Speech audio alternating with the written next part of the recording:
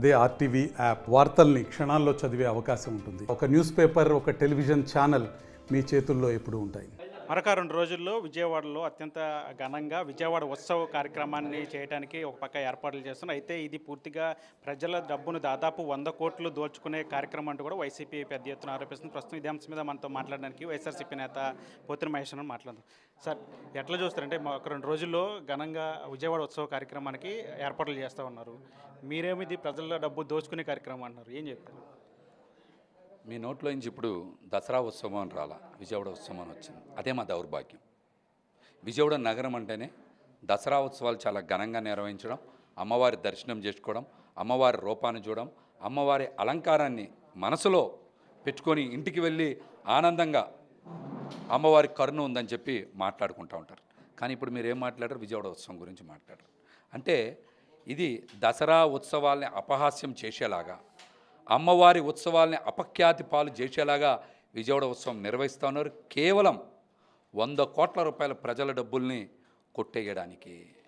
అందుకనే ఈ రోజున కార్పొరేట్ సంస్థలతో ఎంపీ కేశినేని చిన్ని గారు కలిసిపోయి ఈ రోజున శ్రేయాస్ మీడియాస్తో కానీ, అదేవిధంగా వైబ్రెంట్ ఎగ్జిబిషన్ సొసైటీ ద్వారా కానీ ఈ రోజున 100 కోట్ల రూపాయలు పైగా కొట్టేయడానికి ఈ రోజున స్కెచ్ చేశారు. ఇది నిజమా కదా? సమాధానం చెప్పండి. కేశినేని చిన్ని గారికి నిజంగా అమ్మవారి ఉత్సవాల మీద ఆయనకి నిజంగా అంత శ్రద్ధ ఉంటే అమ్మవారి ఆలయ అభివృద్ధికి ఆయన తీసుకొస్తానన్న 120 కోట్ల రూపాయల డబ్బులు కేంద్ర ప్రభుత్వం నుంచి తీసుకొచ్చారు, తీసుకురాలేదా? ఇంతవరకు ఒక ప్రకటన చేయించగలిగారా? పోనీ అమ్మవారి దసరా ఉత్సవాల్ని రాష్ట్రోత్సవంగా ప్రకటించి ఈ ఉత్సవాలకు అయ్యే ఖర్చు మొత్తం కూడా రాష్ట్ర ప్రభుత్వమే భరిస్తుందని ఎక్కడైనా మాట్లాడగలిగారా? ఎక్కడైనా సరే అమ్మవారి దసరా ఉత్సవాలకు సంబంధించి ఎక్కడికైనా ఆహ్వానించడానికి ఒక్క దగ్గరికైనా వెళ్ళారా ఆయన? కానీ ఆయన విజయవాడ ఉత్సవానికి రమ్మని చెప్పి ముఖ్యమంత్రి గారిని, ఉప ముఖ్యమంత్రి గారిని, చాలామంది మంత్రుల్ని, ఎమ్మెల్యేలని కలిశారు. కానీ అమ్మవారి దసరా ఉత్సవాల కోసం ఒక్కరంటే ఒక్కరినైనా వెళ్ళి కేశినేని చిన్ని గారు ఆహ్వానించారు లేదో సమాధానం చెప్పమనండి. దీన్ని లింక్ చేసి మాట్లాడుతున్నారు. దసరా ఉత్సవాలు ప్రతి ఏటా జరుగుతాయి. దసరా ఉత్సవాలు అంటే అమ్మవారి శోభను మరింత పెంచే విధంగానే విజయవాడ ఉత్సవ కార్యక్రమం ఉంటుంది. కానీ ఎక్కడ కూడా అమ్మవారి వైభవాన్ని తగ్గించమని చెప్పి వాళ్ళు చెప్తారు. అమ్మవారి ఉత్సవాల శోభ పెంచాలంటే అమ్మవారి ఆలయ చరిత్ర, అమ్మవారి విశిష్టత, అదేవిధంగా ఆధ్యాత్మిక శోభ పెంపొందించేటువంటి కార్యక్రమాలు రూపొందించాలి. అందులో అందరినీ కూడా భాగస్వామ్యం చేయాలి. అలా కాకుండా సినిమా పాటలు, డ్యాన్సులు, వ్యాపారాలు చేసుకుంటే దసరా ఉత్సవాలు పెరుగుతాయా? దసరా ఉత్సవాలు పెరుగుతాయా? దానికి సమాధానం చెప్పమనండి. అది కూడా ఎంత వివాదాస్పదమైంది.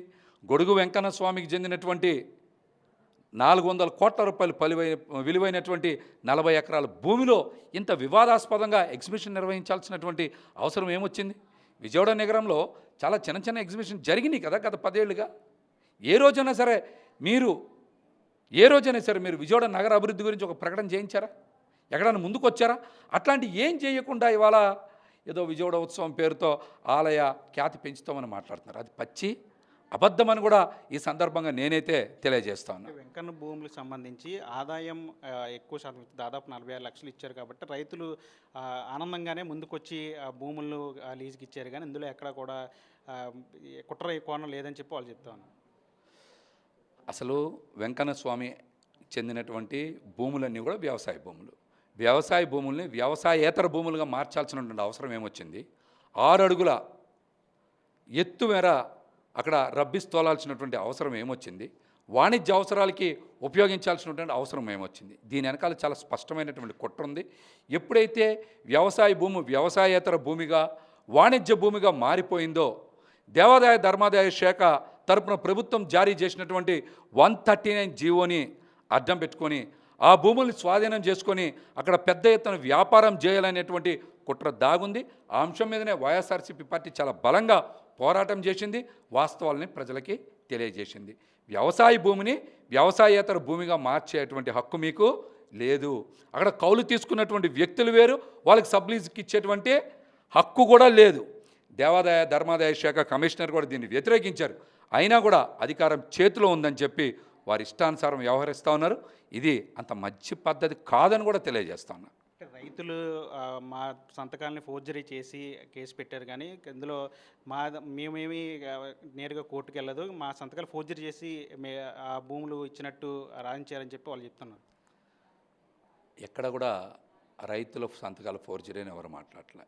ఈ కేసులో అందరినీ తప్పుదారి పట్టించేలాగా బయటికి మాట్లాడుతూ ఉన్నారు.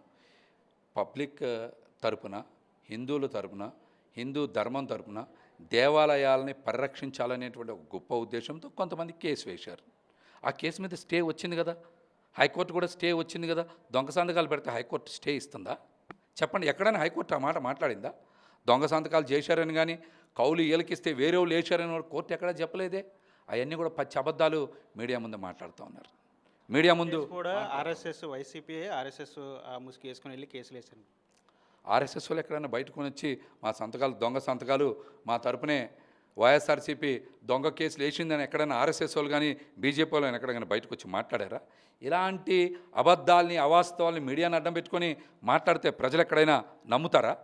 ఇది కూడా హైకోర్టులో ప్రస్తుత ఆదాయం కన్నా ఎక్కువ ఆదాయం వస్తుంది కాబట్టి పరిగణలో తీసుకోమని చెప్పారే కానీ, అంతేగాని అక్కడెక్కడ దొంగ సంతకాలు వేశారని ఎక్కడ మాట్లాడలేదు. ఎవరికి అంత అవసరం లేదు. అక్కడ స్పష్టంగా అందరికీ తెలుసు, అక్కడ బోర్డులు పెట్టున్నాయి కదా, అక్కడికి వెళ్తే తెలుస్తుంది మీకు. గొడుగుపట్నంకి చెందిన వెంకటేశ్వర స్వామికి చెందినటువంటి ఆలయ భూములు దేవాదాయ ధర్మాదాయ శాఖ ఆధీనంలో ఉన్నాయి అని చాలా స్పష్టంగా ఉంది కదా. ఉన్నప్పటికీ మీరు ఎందుకు వైబ్రెంట్ ఎగ్జిబిషన్ సొసైటీ తరఫు వాటిని స్వాధీనం చేసుకోవాలనుకుంటా ఉన్నారు? ఆ సొసైటీ నిజంగా చేయాలనుకుంటే చేయాలి కదా. దీంట్లో కేశినేని చిన్ని గారి పాత్ర ఏంటి, భాగస్వామ్యం ఏంటి, ఎందుకు ఇంత పంతానికి పోయి చేస్తున్నారు? ఆయనే సమాధానం చెప్పాలి. మొత్తం ఈ విజయవాడ వైబ్రెంట్కి సంబంధించి కానీ, ఇది విజయవాడ ఉత్సవం సంబంధించి కానీ ఎక్కడ కూడా తన పేరు ఉండదు. కేవలం తాను వెనక ఉండి, అంటే విజయవాడను ఆర్థికంగా పర్యాటకంగా అభివృద్ధి చెందుతుంది కాబట్టి నేను ప్రోత్సహించాను, ఎక్కడ కూడా నా పేరు లేదని ఎంపీ చెప్తాను. విజయవాడ నగర ప్రజలకు కళ్ళున్నాయి, చెవులు కనబడుతున్నాయి. గుడ్డోళ్ళు కాదు, చెమటోళ్ళు కాదు. వాళ్ళు విజయవాడ ఉత్సవ తరపున రిలీజ్ చేసిన పోస్టర్లో కేశినేని చిన్ని గారిదే పెద్ద ఫోటో ఉంటుంది. దాని వెనకాల ప్రభుత్వ లోగో కూడా ఉంటుంది. మీరు చూసుకోవచ్చు, అందరూ కూడా మీరు చూసుకోవచ్చు. చిన్ని గారికి నిజంగా విజయవాడ ఉత్సవాన్ని నిర్వహించాలనుకుంటే దసరా ఉత్సవాలు అప్పుడు కాదు, మీరు సంక్రాంతి అప్పుడు నిర్వహించండి. కోడి పందాలని అరికట్టండి, మద్యాన్ని అరికట్టండి, గుండాట పేకాటని అరికట్టండి, యువత పెడద్రో పట్టకుండా కాపాడండి. అంతేగాని అమ్మవారి దర్శనం కోసం వచ్చేటువంటి భక్తుల్ని పక్కదారి పట్టించి విజయవాడ ఉత్సవానికి ఏదో రకంగా రప్పించి డబ్బులు కొట్టేయాలనుకునేటువంటి కుట్ర ఇందులో చాలా స్పష్టంగా దాగుంది. ఇదంత మంచి పద్ధతి కాదు. శ్రేయాస్ మీడియాతో కానీ, వైబ్రెంట్ ఎగ్జిబిషన్ సొసైటీని కానీ నడిపిస్తున్నది పూర్తిగా ఎంపీ కేశినేని చిన్ని గారు. ఇందులో ఎటువంటి అపోహ విజయవాడ నగర ప్రజలకు లేదు. వాళ్ళెవరు కూడా నిన్న సీఎం గారి దగ్గరికి కానీ, డిప్యూటీ సీఎం గారి దగ్గర చాలామంది మంత్రుల దగ్గర కానీ వీళ్ళెవరు పోలా. ఎంపీ చిన్ని గారే స్వయంగా వెళ్ళి ఆహ్వాన పత్రికలకు ఇచ్చి దసరా ఉత్సవాలకు కాదు ఆయన ఆహ్వానిస్తుంది, విజయవాడ ఉత్సవాలకి రండి, మా సినిమా యాక్టర్లు, సినిమా స్టార్లు, డ్యాన్స్లు వేసేవాళ్ళు, పాటలు పాడేవాళ్ళు వస్తారు, వాళ్ళని చూడడానికి రమ్మని చెప్తా ఉన్నారు. కావాలని చూసి 10 రోజుల పాటు అమ్మవారి ఇంద్రకీలాద్రి పైన అన్ని కూడా సాంస్కృతిక కార్యక్రమాలు అన్నీ కూడా జరుగుతూ ఉంటాయి, కల్చర్ ఈవెంట్ అన్నీ జరుగుతూ ఉంటాయి. మరోపక్క విజయవాడ ఉత్సవంలో ఇటువంటి ఈరోజు కూడా ఒక ఫ్యాషన్ షో పెట్టిన పరిస్థితి. అంటే ఇట్లాంటివన్నీ జరుగుతుంటే వచ్చిన భక్తులకి ఎట్లాంటి సందేశం వెళ్తుంది? ఆధ్యాత్మిక శోభని నాశనం చేసి పాశ్చాత్య సంస్కృతిని విస్తృతంగా ప్రచారం చేయాలనేటువంటి కుట్ర ఇందులో దాగుంది. అమ్మవారి ఆలయంలో ఎప్పుడు కూడా సాంస్కృతిక కార్యక్రమాలు జరుగుతాయి, కళాకారులు వస్తారు, ప్రదర్శనలు ఇస్తారు, కళాకారులు వస్తారు, ఆరంగేయడం చేస్తారు. అట్లాంటి సంస్కృతి పోయి డ్యాన్సులు పాటలు పెట్టేటువంటి సంస్కృతి ఏంటి? దీని మీద పవన్ కళ్యాణ్ గారు కూడా ఎందుకు స్పందించాలా? నేను వారాహి డిక్లరేషన్ ఇచ్చా, దేవాలయాల పవిత్రత కాపాడతా, హిందూ ధర్మాన్ని కాపాడుతానని చెప్పారు కదా. తిరుపతి లడ్డూలో జరగని కల్తీ గురించే నేను ప్రాయశ్చిత్తం చేసుకుంటున్నాను వచ్చి అమ్మవారి ఆలయంలో మెట్లు గడిగి 4 ఫోటోలకి ఫోజులు ఇచ్చారు కదా. మరి ఈ రోజున ఆయన ఎందుకు బయటికి రారు? ఈ విష సంస్కృతి ఏంటి? ఈ పాశ్చాత్య సంస్కృతి ఏంటి? ఈ యువతని పెడద్రోవ పట్టించేటువంటి ఈ విజయవాడ ఉత్సవం మీద ఎందుకు జనసేన పార్టీ అధ్యక్షులు పవన్ కళ్యాణ్ గారు స్పందించరు? ఇది ఖచ్చితంగా విష సంస్కృతే. విజయవాడ నగర ప్రజల్ని, విజయవాడ యువతని పెడద్రోవ పట్టించే కార్యక్రమం అని కూడా చెప్తా ఉన్నా. అంటే విజయవాడను పర్యాటకంగా, ఆర్థికంగా అభివృద్ధి చేయడంలో ఇలాంటి ఉత్సవ కార్యక్రమాలు చాలా ఉపయోగపడతాయని చెప్తున్నారు. ఎందుకని వైసీపీ ఇంత విషయం వెలగక్కుతుందని వాళ్ళు ఆరోపిస్తున్నారు. మంచి ప్రశ్న వేశారు. ఇది పర్యాటక రంగాన్ని అభివృద్ధి చేస్తామని చెప్పారు కదా. విజయవాడలో ఏం పర్యాటక రంగం అభివృద్ధి తీసుకొచ్చారు? ముఖ్యమంత్రి గారు స్వయంగా వచ్చి సీప్లేన్ ప్రారంభించారు. ఎన్ని రోజులు తిరిగింది సీప్లేన్? ఎన్ని రోజులు సీప్లేన్ తిరిగిందని సూటిగా ముఖ్యమంత్రి గారిని అడగనా? ఉప ముఖ్యమంత్రి గారిని కూడా ఎందుకు అడుగుతున్నాం అంటే పర్యాటక శాఖ ఆయన కిందే కదా కందులు దుర్గేష్ గారు నిర్వహిస్తూ ఉన్నారు జనసేన పార్టీ తరఫున. ఆయన్ని అడగనా? ఎవరిని అడగమంటారు? లేకపోతే లోకేష్ గారిని అడుగుదామా? ఈ రోజున పర్యాటక రంగాన్ని కూడా నాశనం చేసేలాగా రాష్ట్రంలో అన్ని పర్యాటక కేంద్రాలని ప్రభుత్వాధీనంలో ఉండే అన్నింటినీ కూడా ప్రైవేటు పరం చేయట్లేదా? కట్టబెట్టేందుకు టెండర్లు పిలవలేదా? మీరా పర్యాటక రంగాన్ని ప్రభుత్వం కింద అభివృద్ధి చేసేది? ఈ రోజున పున్నమి అక్కడ రిసార్ట్స్ ఉంది, బరం పార్క్ ఉంది, కనీసం దాన్ని ఏమన్నా అభివృద్ధి చేశారా చెప్పండి? పోనీ గాంధీ హిల్ నుంచి అమ్మవారి ఆలయానికి ఏమన్నా రోప్వే ఏర్పాటు చేస్తున్నారు, ఏమన్నా రోప్వే ఏర్పాటు చేశారా? ఎక్కడైనా సరే కనీసం అమ్మవారి ఆలయ అభివృద్ధికి కేశినేని చిన్ని గారు 120 కోట్లు కేంద్ర ప్రభుత్వం నుంచి తీసుకొస్తున్నారు, తీసుకొచ్చారా? రాష్ట్రోత్సవంగా ప్రకటించి 10 కోట్లని ఇప్పించే ఏర్పాటు చేశారా? మీరు కదా ఇట్లాంటి మాటలు మాట్లాడే అధికారంలోకి వచ్చి ఈరోజు పర్యాటక రంగాన్ని అభివృద్ధి చేస్తారా? దోచుకోవడానికి ఉన్నటువంటి మీరు పర్యాటక రంగాన్ని అభివృద్ధి చేస్తారంటే ప్రజలు ఎవరైనా నమ్ముతారా చెప్పమనండి. సీప్లేన్ ఒకరోజు తిరిగింది, రెండో రోజు కనపడలా. ఈరోజు పర్యాటక శాఖ మొత్తాన్ని కూడా దారాదత్తం చేస్తూ ఉన్నారు. వీళ్ళ పర్యాటక రంగాన్ని అభివృద్ధి చేసేది?